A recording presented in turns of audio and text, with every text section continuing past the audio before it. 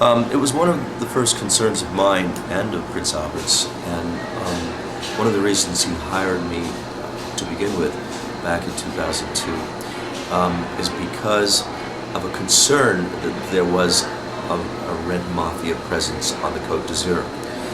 When I first began working for Albert, there wasn't a great, or rather a large Russian presence in Monaco as there was elsewhere along the Côte d'Azur. There were, if I remember correctly, I think 62, possibly 65 Russian residents. And one of the things I did was took a look at the Russians who already had residency status in Monaco and determined that they were perfectly respectable, as most Russians are. My concern is that Russians with blood on their hands, Russians who are laundering money, there's various levels of criminality. I was concerned that the Russian mafia would discover Monaco to be a place where it would be easy for them to launder money. And because we now had the support of the British service and the American service, we could easily find out what the truth was about different people who were passing through Monaco and those who were spending too long or seemed to have designs on the place. There is, to this day, a company in Monaco. We identified to Prince Albert as being a laundry for Russian money. It was an oil distribution company. It still exists. Its name is Sotrama, and it was created originally, has its roots in St. Petersburg in the mid to late 1990s.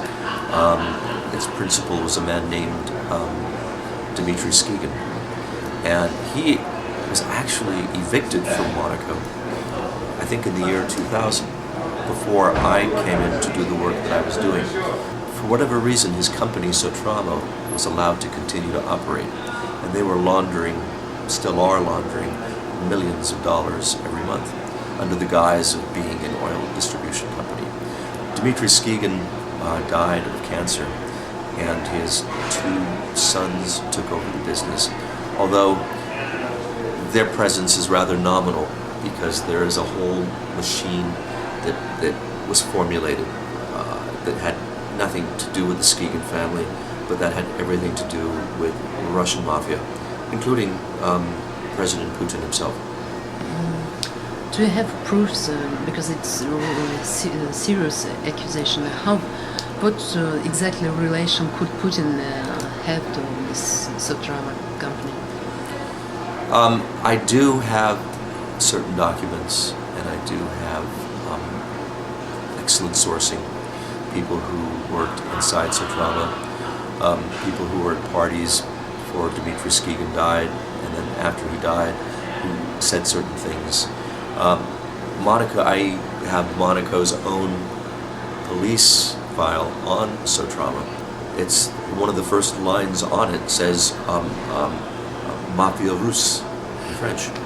So clearly Monaco's police believe that, and I was in regular contact with two officers from Monaco's police, both of whom worked on the political intelligence unit, and they confirmed for me what I already had learned myself and what I corroborated through friendly intelligence services.